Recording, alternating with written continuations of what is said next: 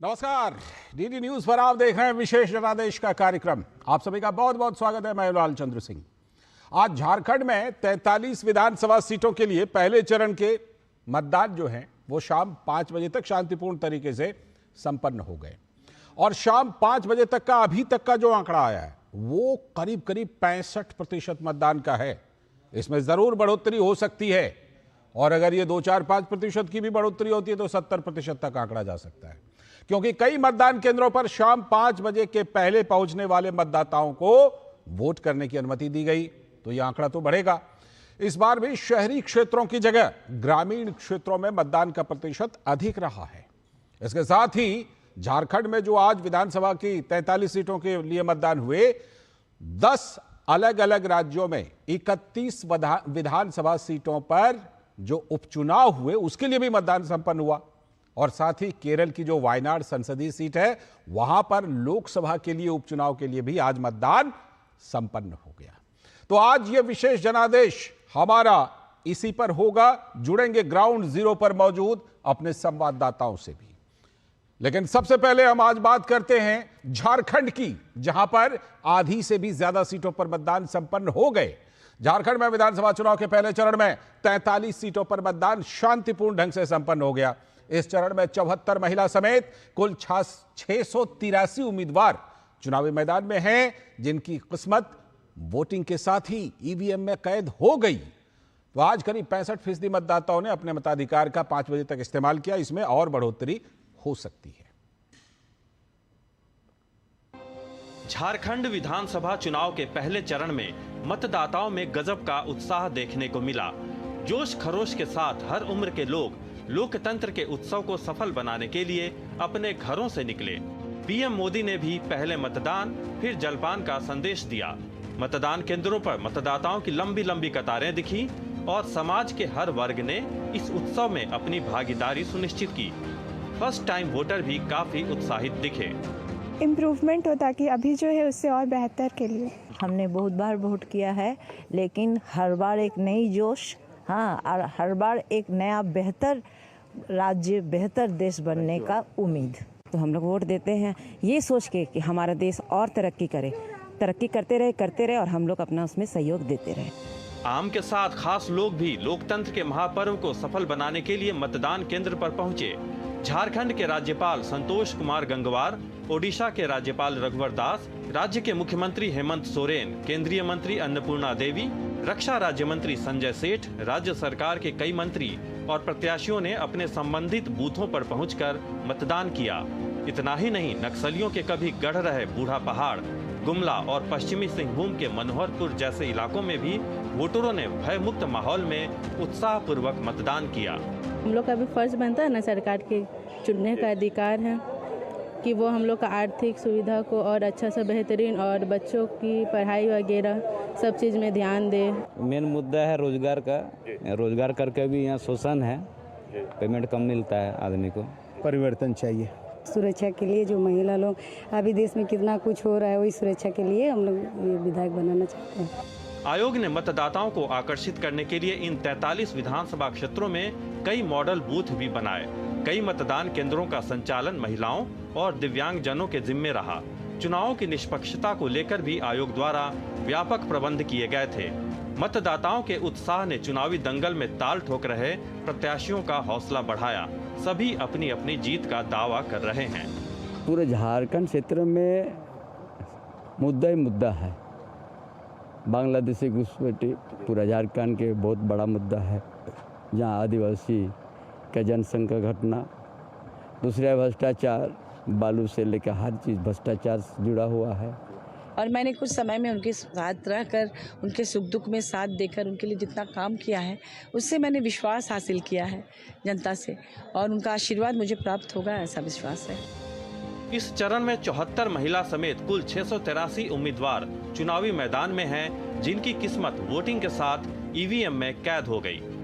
पूर्व सीएम चंपाई सोरेन, उनके बेटे बाबूलाल सोरेन, पूर्व सीएम अर्जुन मुंडा की पत्नी मीरा मुंडा, मधु कोड़ा की पत्नी गीता कोड़ा, रघुवर दास की बहू पूर्णिमा साहू, मंत्री मिथिलेश ठाकुर, मंत्री रामेश्वर उरांव, रांची विधायक सीपी सिंह, और जेएमएम की राज्यसभा सांसद महुआ माझी समेत कई दिग्गजों की साख दांव पर है।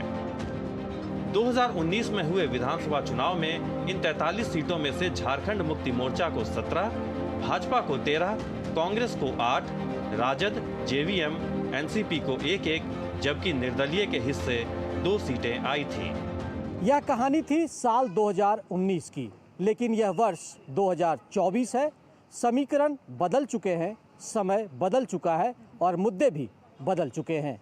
जनता के जनादेश के खुलासे के लिए 23 नवंबर तक इंतजार करना पड़ेगा, जब मतगणना होगी। लेकिन आज दिन भर झारखंड वासियों ने जमकर मतदान किया, जिससे रिकॉर्ड मतदान दर्ज हुआ। अपने सहयोगी विकास के साथ मैं दिवाकर कुमार, दूरदर्शन समाचार, रांची। तो जैसा कि आपने रिपोर्ट में देखा कि जो पता है वो तो 23 नवंबर को चलेगा, लेकिन मतदान का तो पता चल गया, क्योंकि 65% मतदान तो 5 बजे तक हो चुका है। इसमें बढ़ोतरी भी हो सकती है। मतदान कैसा रहा? कोडरमा से कुमार आलोक हमारे संवाददाता और जमशेदपुर से अजीत द्विवेदी जुड़ चुके हैं ग्राउंड जीरो से। इस पर बात करने के लिए मैं पहले रुख करता हूं कुमार आलोक का। कुमार आलोक, कोडरमा वो इलाका जो काफी ज्यादा चर्चा में रहा, खास तौर पर इसलिए भी वो चर्चा में रहा क्योंकि चंपई सोरेन जेएमएम छोड़कर बीजेपी में आ गए। कौन सा मुद्दा इस इलाके में चला है कुमार आलोक?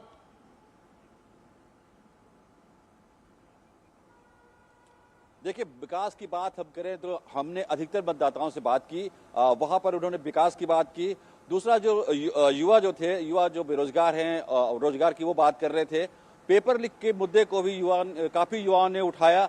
और दूसरी चीज जो है, भ्रष्टाचार भी एक बड़ा मुद्दा है। और विकास, भ्रष्टाचार और पेपर लीक, बेरोजगारी, और एक और जो मुद्दा है, जो प्रधानमंत्री आवास योजना के तहत जो प्रधानमंत्री की ओर से, केंद्र सरकार की ओर से जो राशि मिलती है मकान बनाने की, तो यहाँ बालू का इतना स्कार्सिटी है कि बालू, जो लोग कहते थे कि एक ट्रैक्टर 500 रुपए में उपलब्ध होता था, आज 3000 रुपए में भी नहीं उपलब्ध हो रहा है। यानी बालू माफिया यहाँ पर उनका राज चल रहा है। अगर हम बात करें पूरे सीटों की बात करें, अगर 43 सीटों की हम बात करें, तो राजनीतिक अगर मुकाबले को हम अगर देखेंगे तो लगभग 70% सीट ऐसे हैं जहां पर मुकाबला त्रिकोणीय हो गया है। और दोनों गठबंधन की ओर से, यानी महागठबंधन की ओर से भी और भारतीय जनता पार्टी नीति एनडीए गठबंधन से, दोनों गठबंधन की ओर से बागी प्रत्याशियों की भरमार है। और वो जो दलीय प्रत्याशी हैं उनको नुकसान पहुंचा रहे हैं या नुकसान पहुंचा सकते हैं। तो वो चीज भारतीय जनता पार्टी के साथ भी है और झारखंड मुक्ति मोर्चा के साथ है, कांग्रेस के साथ भी है। तो वो देखना है कि ये जो तीसरा कोण जो बनता हुआ दिख रहा है, वो नुकसान किसको पहुंचाता है और फायदा किसको पहुंचाता है।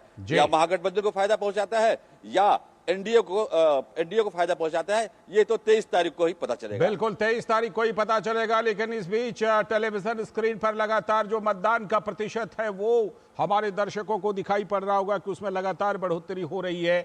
65% तक का आंकड़ा तो 5 बजे तक का है।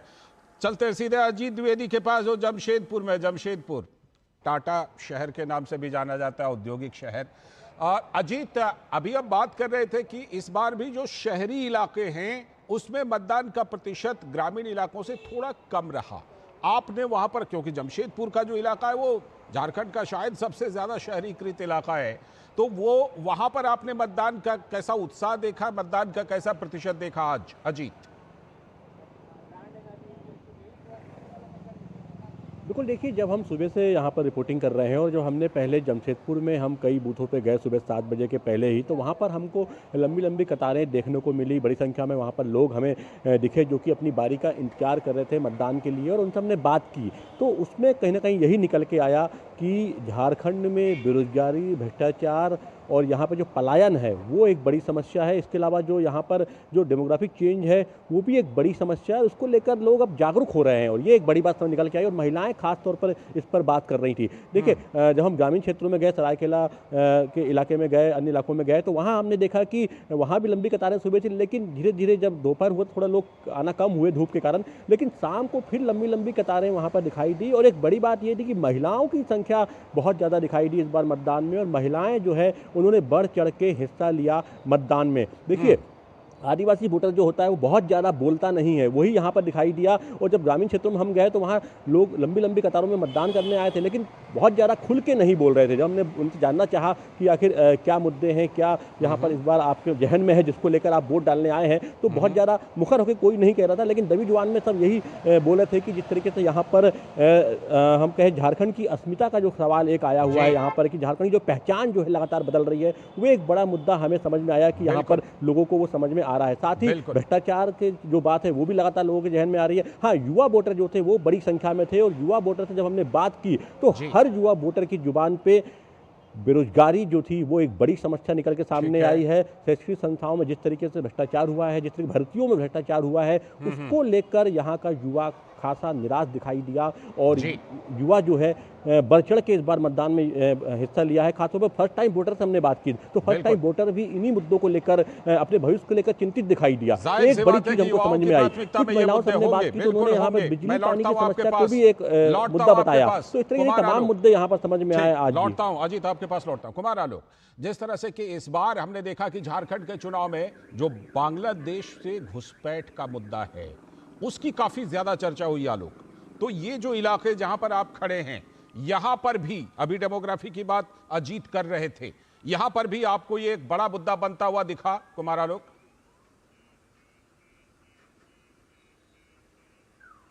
देखिए, ये मुद्दा संथाल परगना जो बॉर्डर एरिया जो बंगाल से लगा हुआ एरिया है, इसमें ये मुद्दा सर चढ़ कर बोल रहा है।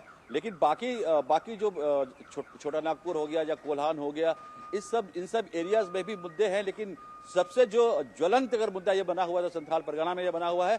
बाकी के क्षेत्रों में भी ये मुद्दा सर चढ़ के बोल रहा है। और जो भी भारतीय जनता पार्टी और एनडीए के नेता यहाँ पर आए हैं और उन्होंने जब चुनावी सभा अपनी की है, प्रधानमंत्री हो, गृह मंत्री अमित शाह हो, या राष्ट्रीय स्तर के नेता हो या प्रादेशिक स्तर के नेता हो, इस मुद्दे को उठाया है। और ये मुद्दा आदिवासियों की अस्मिता के साथ जुड़ा हुआ है, डेमोग्राफी का मामला है। और प्रधानमंत्री तो अपनी सभा में साफ साफ कहा था कि उनकी सरकार जब भारतीय जनता पार्टी की सरकार जब झारखंड में बनेगी तो सबसे पहले उनको हम इन जो घुसपैठ है उसको बंद करेंगे। और जिन्होंने घुसपैठ के नाम पर, घुसपैठ को लेकर के आदिवासी और भोली भाली जो महिलाओं का शोषण करके उनका जमीन के पट्टे उन्होंने हथिया लिया है, उनको फिर से आदिवासी महिलाओं को वापस करेंगे और घुसपैठियों को खदेड़ेंगे। तो ये मुद्दा बहुत ही सर चढ़ के बोला है पूरे झारखंड में।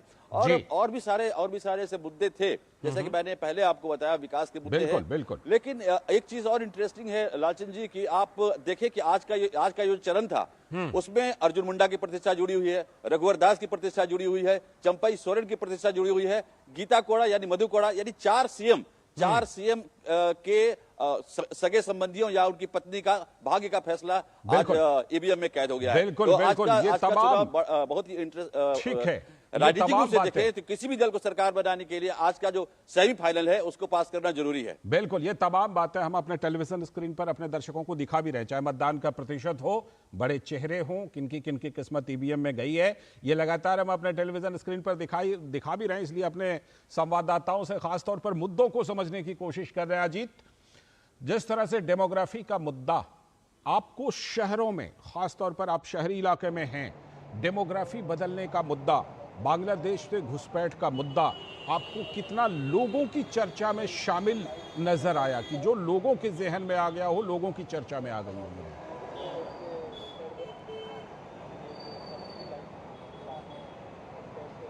देखिए लालचंद, मैं आपको एक चीज़ और इसमें जोड़ना चाहूँगा कि जब हमने कुछ युवाओं से बात की तो एक बहुत बड़ी बात निकल के सामने आई कि कुछ युवाओं ने कहा कि छत्तीसगढ़, झारखंड और उत्तराखंड, ये 3 राज्य जो है वो एक साथ बने थे सन 2000 में। लेकिन छत्तीसगढ़ और उत्तराखंड जो है आज काफ़ी आगे बढ़ चुके हैं, काफ़ी प्रगति कर चुके हैं।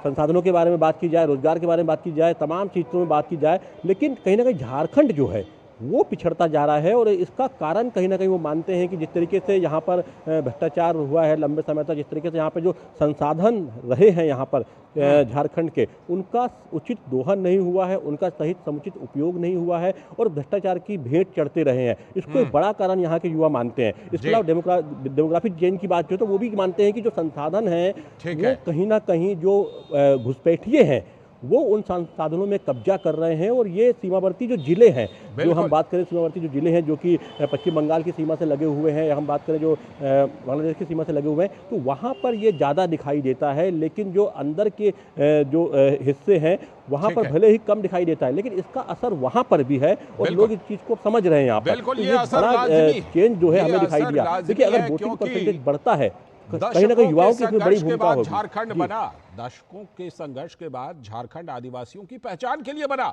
और अब जिस तरह से घुसपैठ के चलते ये डेमोग्राफी बदल रही है, स्वाभाविक है कि सभी के जहन में ये बात हो। बहुत बहुत शुक्रिया अजीत आपका और आलोक आपका भी जोड़ने के लिए और ग्राउंड रिपोर्ट देने के लिए। अभी वक्त है एक ब्रेक का, और ब्रेक के बाद जब लौटेंगे तो बात करेंगे कि आज 10 राज्यों में उपचुनाव भी हुए हैं, और उपचुनाव में तो एक हाई प्रोफाइल लोकसभा सीट भी है, और वो है वायनाड, केरल का वायनाड। उस पर बात करेंगे, लेकिन अभी वक्त है एक ब्रेक का। आपके घर के खाने में रेस्टोरेंट जैसा स्वाद ले आए MDH का शाही पनीर मसाला। पनीर को क्या मस्त बना डाला। जब धरती चीर कर निकलता है लोहे का पत्थर और मिलता है मोंगिया के जोश से, फिर तपता है, पिघलता है और बनता है फौलाद। अब होता है सरिया सारी खूबियों के साथ। मोंगिया स्टील, मजबूत देश का मजबूत सरिया। Muthoot finance gold overdraft. अपने सोने को हमारे सुरक्षित लॉकर्स में डिपॉजिट कीजिए। उस सोने पर 24/7 क्रेडिट लाइन लीजिए, और फिर पैसे एक बार लीजिए या बार बार, आपके हाथ में है। कम या ज्यादा आपके हाथ में है, घर में या ब्रांच में आपके हाथ में है। और जानते हैं सबसे बड़ी बात, ब्याज सिर्फ उतने ही दिन का भरिए जितने दिन पैसे इस्तेमाल कीजिए। जी हाँ, मुथूट फाइनेंस गोल्ड ओवरड्राफ्ट। आज ही कॉल कीजिए 1-800-313-1212। गोल्ड लोन कमाल, बाकी लोन बेमिसाल। स्वागत है ब्रेक के बाद। डीडी न्यूज पर आप देख रहे हैं विशेष जनादेश। और आज झारखंड में तो पहले चरण का मतदान हुआ ही, इसके साथ ही कई जगहों पर उपचुनाव हुए हैं। उसी सिलसिले में बिहार में आज 4 सीटों पर उपचुनाव हुआ। जिन सीटों के लिए मतदान हुआ उनमें कैमूर की रामगढ़ सीट, आरा जिले की तरारी और गया जिले की बेलागंज और इमामगंज, ये विधानसभा सीटें शामिल हैं। वहां शाम 5 बजे तक चारों सीटों पर लगभग 52% मतदान होने की खबर लग रही है।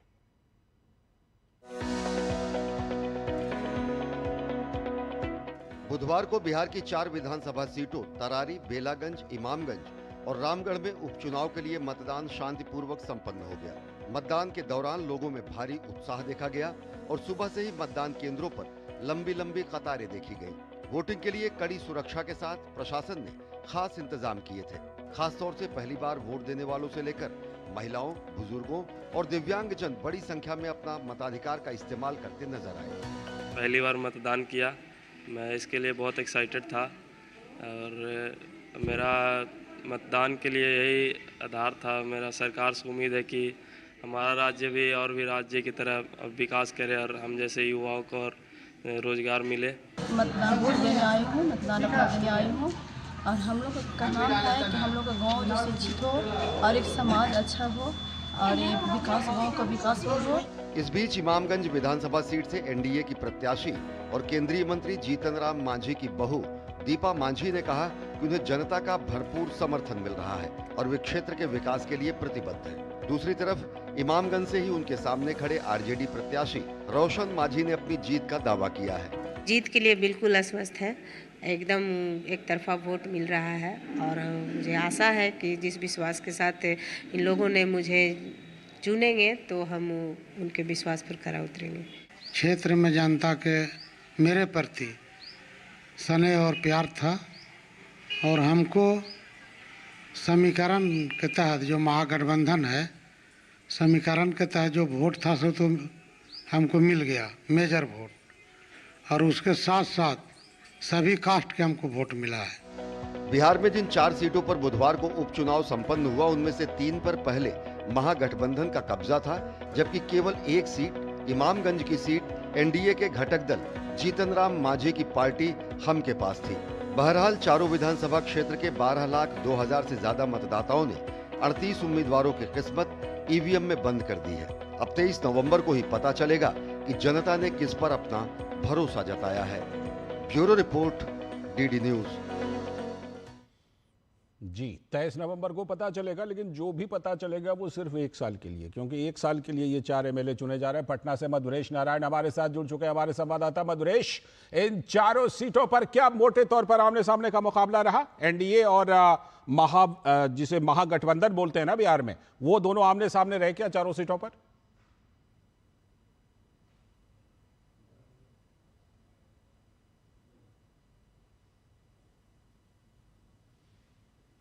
आपकी आवाज नहीं आ रही, जरा अनम्यूट कीजिए तो मधुरेश, शायद म्यूट हैं आप।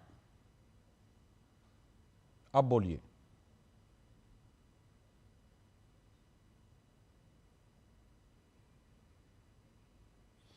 लगता है फिलहाल उनकी आवाज हम तक नहीं पहुंच रही है, हम आगे कोशिश करेंगे। फिलहाल वक्त है एक छोटे से ब्रेक का। ब्रेक के बाद जब लौटेंगे तो दिखाएंगे और भी उपचुनावों से जुड़ी खबर।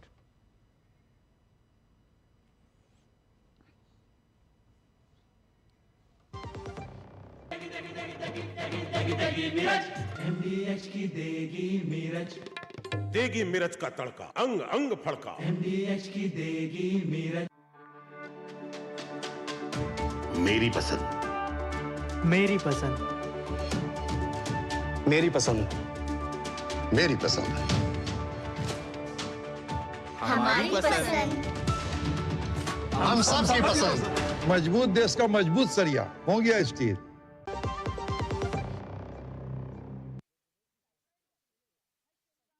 अब बात करेंगे मध्य प्रदेश के उपचुनाव की। मध्य प्रदेश की 2 विधानसभा सीटों के उपचुनाव के लिए आज मतदान हो गया। बुधनी और विजयपुर, ये 2 विधानसभा सीटें हैं जहां मतदान के लिए सुबह से ही मतदाताओं की लंबी कतारें देखने को मिली। चुनाव आयोग ने भी सुगम, सुलभ और सुरक्षित मतदान के लिए खास इंतजाम किए थे। प्रदेश की दोनों सीटों पर करीब 74% मतदान होने की खबर है। तो सीधे जुड़ते हैं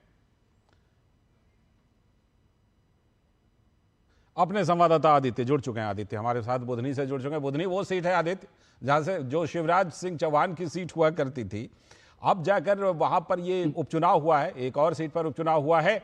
74% मतदान तो काफी ज्यादा, लेकिन जाहिर सी बात है कि बीजेपी वहां बम्पर बहुमत में है। लेकिन दोनों सीटों पर मुकाबला कैसा रहा आदित्य? मुकाबला जिसे एक तरीके से कहें कि थोड़ा सा इस बार समीकरण बदले हुए थे। देखिए, जिस बुधनी सीट की आप बात कर रहे हैं ना, अभी तक बुधनी में जनता मुख्यमंत्री को चुनती थी, विधायक के तौर पर मुख्यमंत्री को चुनती थी। इस बार मुकाबला मुख्यमंत्री के लिए नहीं है। इस बार शिवराज सिंह चौहान मैदान में नहीं थे, इस बार रमाकांत भार्गव मैदान में थे। हालांकि वो उनके करीबी थे और कांग्रेस की तरफ से ही वो कैंडिडेट मैदान में थे, जो परंपरागत तरीके से जब से भाजपा की ये सीट रही है, उससे पहले एक बार राजकुमार पटेल 98-96 में चुनाव वहां जीत चुके थे। लिहाजा हम ये कह सकते हैं कि इस बार बुधनी में मुकाबला दोनों नए उम्मीदवारों के बीच में था। और वहीं आप विजयपुर जाएंगे तो विजयपुर का समीकरण भी एकदम अलग था। विजयपुर का समीकरण ये था कि रामनिवास रावत, जो कांग्रेस के टिकट पर 6 बार से लगातार चुनाव जीतते आ रहे थे, वो कांग्रेस की परंपरागत सीट थी, वहां से रामनिवास रावत जो है वो इस बार बीजेपी के टिकट से मैदान में थे। और उनका मुकाबला जो था वो भारतीय जनता पार्टी के उस उम्मीदवार, कांग्रेस के उस उम्मीदवार से था जिसने 2023 के चुनाव में बीजेपी से टिकट ना मिलने की वजह से बागी होकर निर्दलीय चुनाव लड़ा था। तो कुल मिलाकर देखिए, समीकरण के लिहाज से दोनों ही सीटें बड़ी इंटरेस्टिंग रही। दोनों ही सीटों पर समीकरण बदले हुए रहे, लेकिन जो वोटिंग परसेंटेज 5 बजे तक का निकल कर आ रहा है, ये मान सकते हैं कि चुनाव आयोग लोगों को बाहर निकालने में लगभग सफल नजर आया, क्योंकि 75.26 समथिंग जो है वो 5 बजे तक का आंकड़ा विजयपुर का निकला। ये इलाका, कई इलाकों में बड़े संवेदनशील मतदान केंद्र भी थे जहां पर सुरक्षा के भी पुख्ता इंतजाम किए गए थे। बुधनी में ये परसेंटेज 72% से ज्यादा का है। थोड़ा बहुत अंतर आ सकता है क्योंकि 1 घंटे, ये 5 बजे तक का है, 6 बजे तक वोटिंग हुई है, कोई बहुत बड़ा अंतर इसमें आएगा नहीं। लेकिन ये दोनों चुनाव अगर देखें, बीजेपी और कांग्रेस के लिए साख की लड़ाई थे। कई दिग्गजों ने धुआंधार वहां प्रचार किया। बिल्कुल, लौटता हूं आपके पास, लौटता हूं आपके पास। एक ब्रेक लेते हैं, उसके बाद फिर लौटते हैं आपके पास। जब धरती चीर कर निकलता है लोहे का पत्थर और मिलता है मोंगिया के जोश से, फिर तपता है, पिघलता है और बनता है फौलाद। अब होता है सरिया सारी खूबियों के साथ। मोंगिया स्टील, मजबूत देश का मजबूत सरिया। स्वागत। ब्रेक के बाद आदित्य जुड़े हुए हमारे साथ। आदित्य, आपको उत्साह कैसा दिखा? खासतौर पर क्या कांग्रेस खेमे में इस उपचुनाव को लड़ने को लेकर आपने कोई उत्साह देखा? मतदाताओं में कैसा उत्साह देखा? नेताओं में कैसा उत्साह देखा? प्रचार में कैसा उत्साह देखा इन दोनों सीटों के लिए? मिक्स रिएक्शन आप कह सकते हैं। बुधनी में जब हम पिछला चुनाव कवर करने गए, जब शिवराज सिंह चौहान खुद चुनाव लड़ते थे, तो जो उत्साह उस वक्त मतदाताओं के अंदर था उससे थोड़ा कम मतदाताओं के अंदर जरूर था। लेकिन कांग्रेस के उत्साह की अगर मैं बात करूं, क्योंकि उनके सामने शिवराज सिंह जैसा बड़ा चेहरा नहीं था, उनके सामने कोई मुख्यमंत्री वाला चेहरा नहीं था, उनके सामने एक पूर्व सांसद वाला चेहरा था, तो कांग्रेस को एक हल्की सी उम्मीद जाग रही थी। वहीं आप विजयपुर में जाएंगे तो विजयपुर में भारतीय जनता पार्टी के लिए एक उत्साह जरूर था, क्योंकि रामनिवास रावत जो लगातार वहां से बीजेपी जीत नहीं रही थी पिछले कुछ समय से, तो वो उम्मीदवार जब बीजेपी की तरफ से लड़े तो उम्मीदवार के तौर पर, पार्टी के कार्यकर्ताओं के तौर पर बीजेपी को एक होप जगी कि हाँ वो सीट हमारी होगी।